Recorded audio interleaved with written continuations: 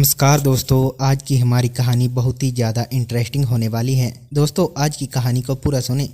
मेरी उम्र 35 साल की कुंवारी बहन कई साल बाद घर आई थी। शादी में दिलचस्पी न होने की वजह से पापा से लड़ाई झगड़ा करके जॉब करने दूसरे शहर चली गई थी। तब से वह वहीं पर रह रही थी। उसके आने के बाद से वह हमेशा मेरे आसपास घूमती रहती। एक दिन जब मम्मी पापा घर पर नहीं थे, तब मैंने कपड़े पहनते वक्त मेरी जींस की चैन जगह पर अटक गई। तब दीदी मेरी मदद के लिए आई, लेकिन उसके बाद उसका अजीब तरह से मुझे अनचाहे शुरू हो गया था। वह बोली, तुम अभी फिर तुम्हारा हिसाब किताब तो बहुत अच्छा है। ऐसा बड़बड़ा हुए दीदी ने मेरा देखा तो दोस्तों, स्वागत है आपका मेरे रियल वॉइस सुखदीप चैनल पर। सब्सक्राइब कर लेना। तो चलिए कहानी को सुनाते हैं। मेरा नाम दीपक है। मैं 10th क्लास में पढ़ता हूँ। कुछ समय पहले मेरी दीदी कई सालों बाद हमारे घर आई थी। वह 30 साल की है और अभी तक उनकी शादी नहीं हुई थी। मेरे मम्मी पापा दोनों जॉब करते थे, इसलिए दोपहर को जब मैं स्कूल में घर लौटता तो घर पर मेरी देखभाल करने वाला कोई भी नहीं था। शायद यही वजह थी कि पापा ने दीदी को हमारे साथ रहने के लिए बुला लिया था। जब दीदी घर आई तो उन्होंने मुझे देखते ही गले लगा लिया और कहने लगी, दीपक तुम तो कितने बड़े हो गए हो। उनका मेरे साथ होना बहुत ही अच्छा लग रहा था।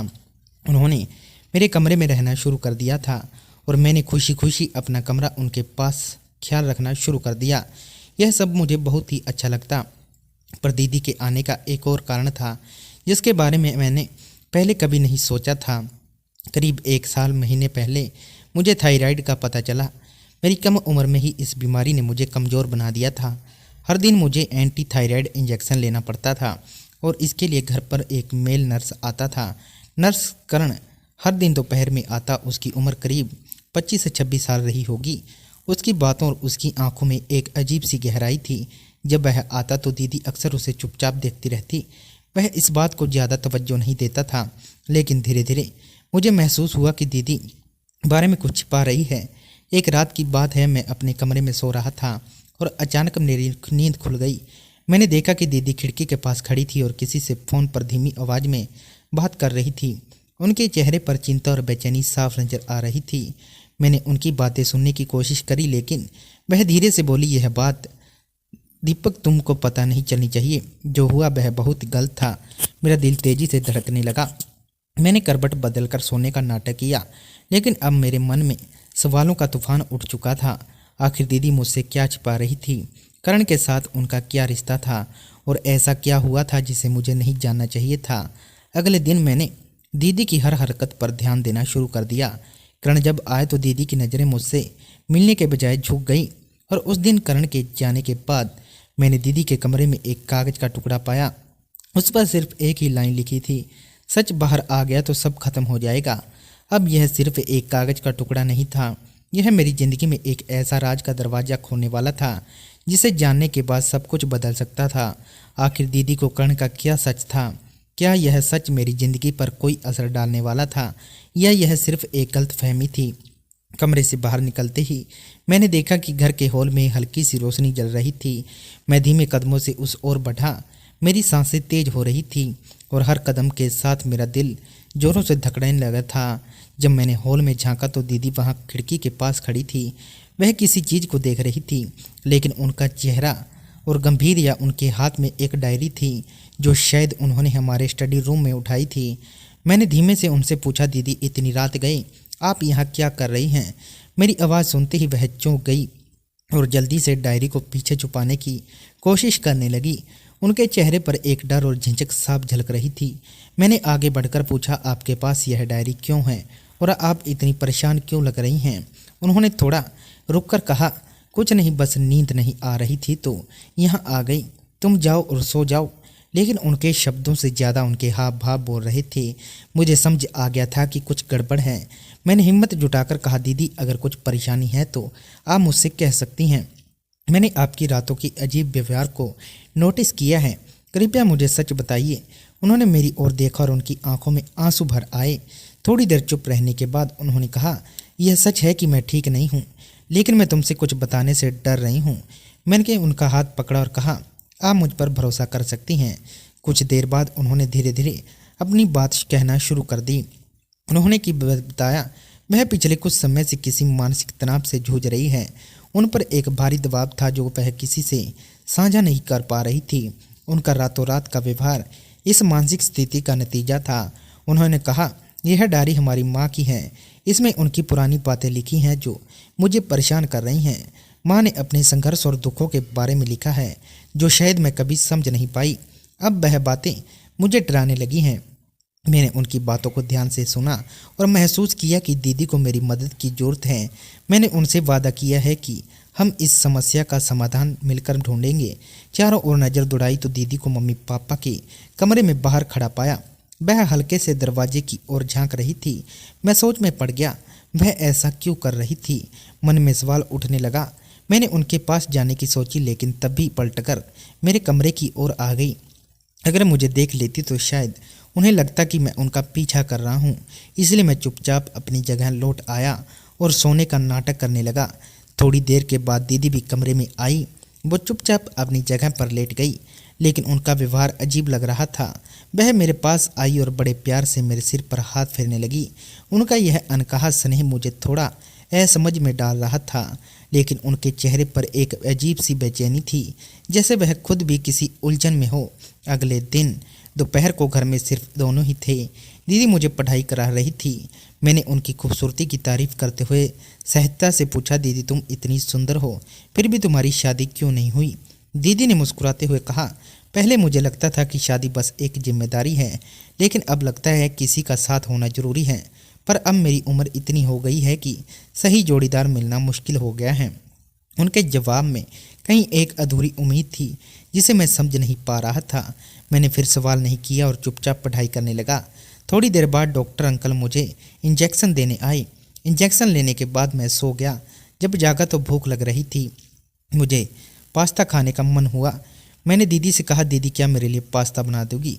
वह मम्मी के कमरे में थी। जब मैं वहाँ पहुँचा तो देखा वह किसी गहरी सोच में बारिश की तरह बूंदों से जैसे ही खिड़की पर दस्तक हुई, मैं अपनी किताब बंद कर खड़ा हो गया। दीदी अभी अभी नहाकर बाहर आई थी। उनके गिले बाल और हल्के गुलाबी कमरे को अलग सी महक और चमक से भर दिया था। वह अपने आप को शीशे में देखकर मुस्कुरा रही थी। खड़ा सोच रहा था कि वह इतने ध्यान से क्या देख रही है। मेरी भूख अब नियंत्रण से बाहर हो रही थी और मैं कमरे के अंदर चला गया। अरे दीपक, उठ गए, बताओ कैसी लग रही हूँ। दीदी ने हंसते हुए पूछा। मैंने मुस्कुराकर कहा, दीदी आप तो हमेशा अच्छी लगती हो, लेकिन मुझे भूख लगी है। क्या आप मेरे लिए पास्ता बना सकती हैं। दीदी ने हंसते हुए मेरे गाल पर हल्की सी थपकी दी। तुम्हें तो हमेशा खाना ही चाहिए। अच्छा तुम बैठो, मैं तुम्हारे लिए पास्ता बनाती हूँ। कुछ ही देर में वह पास्ता लेकर आई और हम दोनों ने साथ बैठकर खाना खाया। उस रात मैंने महसूस किया कि दीदी के चेहरे पर एक अनकही दुविधा थी जो शायद उनकी मुस्कान के पीछे छिपी थी।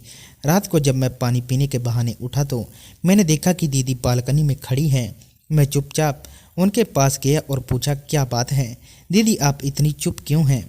उन्होंने हल्की सी मुस्कान के साथ कहा, दीपक तुम्हें लगता है कि मुझे अब शादी कर लेनी चाहिए।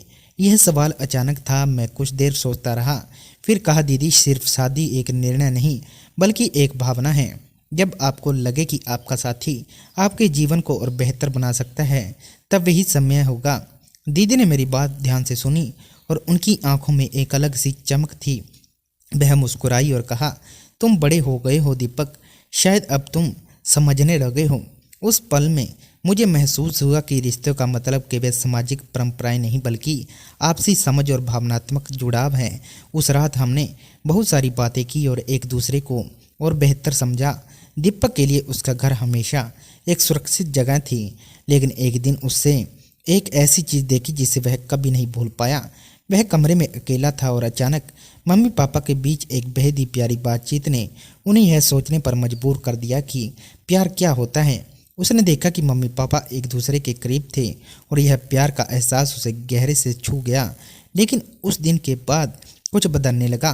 दीपक की बड़ी बहन दीदी ने अचानक अपने खुद को ज़्यादा सजी धजी हुई महसूस करने लगी। वह जानता था कि दीदी के मन में कुछ अलग था और उसे महसूस हुआ कि अब दीदी को खुद से ज़्यादा समझने की ज़रूरत थी। कुछ दिन बाद दीपक ने एक दिन दीदी से पूछा, क्या तुम्हें भी किसी के साथ अपना जीवन बिताने की इच्छा होती है। दीदी ने उसकी बात को महसूस किया और उसकी आंखों में आंसू थे। वह धीरे से बोली, तुम समझदारी ने मुझे चुका दिया। दीपक सोच रही थी कि तुम छोटे हो, लेकिन अब समझ आई कि तुम बहुत बड़े हो गए हो। वह दिन दीदी और दीपक के रिश्ते में एक नई समझ और गहरे संबंध की शुरुआत थी। दीदी ने दीपक को बहुत ही समझदारी से सिखाया कि प्यार केवल बल्कि यह एक गहरी भावना होती है जिसे सिर्फ समझने और महसूस करने की जरूरत होती है। दीपक ने महसूस किया कि रिश्ते और भावनाएं समय के साथ बदलती हैं और इसके साथ खुद को भी समझना जरूरी है। दीपक की गर्मी की छुट्टियां शुरू हो चुकी थी, लेकिन मम्मी पापा अपने ट्रिप पर गए हुए थे और घर में सिर्फ वह और दीदी अकेले थे। एक दिन दीदी ने उसे बताया, दीपक तुम्हारे लिए मैंने गोलगप्पे बनाए हैं। वह उसके साथ बैठकर उसे गोलगप्पे खिला रही थी और राहुल धीरे धीरे समझने लगा कि प्यार की सबसे खूबसूरत बात यह है कि वह बिना शर्त होते हैं। दीदी ने दीपक कहा, तुम बड़े हो गए हो, अब तुम मेरे लिए और भी खास हो गए। समय के साथ दीपक ने महसूस किया कि प्यार सिर्फ एक व्यक्ति से नहीं बल्कि पूरे परिवार से होता है। रिश्तों का सही एहसास उसे समझ आने लगा था, लेकिन फिर एक दिन अचानक दीपक बीमार हो गया और उसे अस्पताल में भर्ती करवा लिया गया।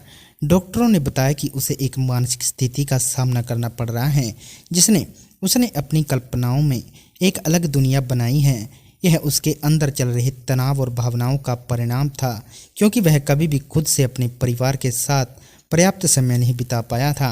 जब दीपक आईसीयू से बाहर आया तो मम्मी पापा ने उसे और उसकी भावनाओं को समझने की पूरी कोशिश करी। दीदी भी उसके पास आई और माफ़ी मांगी। वह बोली, दीपक मैं तुम्हारी देखभाल करना चाहती थी, लेकिन कभी अपनी दुनिया में खो गई। तुम्हारी वजह से ही मुझे सही रास्ता मिला।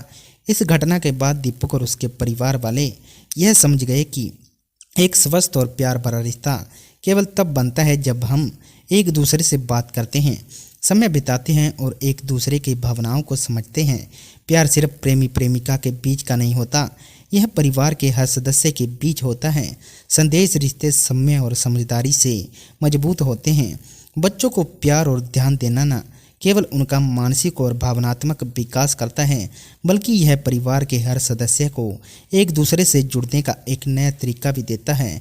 बिल्कुल, बच्चों को सच्चे प्यार और ध्यान की जरूरत होती है ताकि वे आत्मविश्वास और समर्पण के साथ बड़े हों। जब परिवार में प्यार और समर्थन का माहौल होता है तो बच्चों में सुरक्षित और स्थिर होने का एहसास होता है। यही नहीं, यह रिश्ते में समझदारी और आपसी विश्वास को भी मजबूत करता है, जिससे परिवार के सदस्य एक दूसरे के करीब आते हैं और एक दूसरे के साथ खुशहाल जीवन जीते हैं। इस प्रकार परिवार का हर सदस्य अपनी भूमिका निभाता है, चाहे वह माता पिता हो या बच्चे। रिश्तों में सामंजस्य बनाए रखने के लिए एक दूसरे के विचारों, भावनाओं और ज़रूरतों का समझना बेहद ही जरूरी होता है।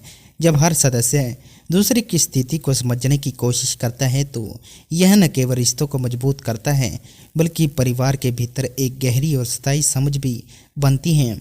जब परिवार के सदस्य एक दूसरे की भावनाओं का सामना करते हैं और खुले दिल से संवाद करते हैं तो यह उन्हें मानसिक रूप से सशक्त बनाता है। बच्चों को यह सिखाना है कि वे अपने परिवार और भावनाएं स्वतंत्र रूप से व्यक्त कर सकते हैं। एक ऐसा वातावरण उत्पन्न करता है जहां वे आत्मनिर्भर और जिम्मेदारी बनते हैं। यही वह समय होता है जब परिवार के रिश्ते और भी मजबूत हो जाते हैं, क्योंकि हर कोई एक दूसरे की मदद करने को तैयार रहता है। इसके साथ ही परिवार के साथ बिताए गए समय का महत्व भी बढ़ता है। छोटे छोटे पल जैसे एक साथ खाना खाना, खेल खेलना या बस बातों में समय बिताना रिश्तों को और गहरा बनाता है। यह छोटे छोटे पल परिवार के बीच एक मजबूत बंधन की तरह काम करते हैं, जो कठिन समय में भी एक दूसरे को सहारा देने का जरिया बनते हैं। जब परिवार में प्यार, समझदारी और समय की कीमत होती है तो कोई भी बाहरी चुनौती उसे कमज़ोर नहीं कर सकती। इस तरह से परिवार का हर सदस्य अपने जीवन की हर दिशा में समृद्ध होता है और रिश्ते भी लगातार और आपकी मजबूती से बढ़ते हैं। तो दोस्तों, आपको आज की हमारी कहानी कैसी लगी हमें कमेंट करके जरूर बताना, और आप इस चैनल पर नए हैं तो जल्दी से चैनल को सब्सक्राइब करके बेल आइकन प्रेस करना मत भूलना। धन्यवाद।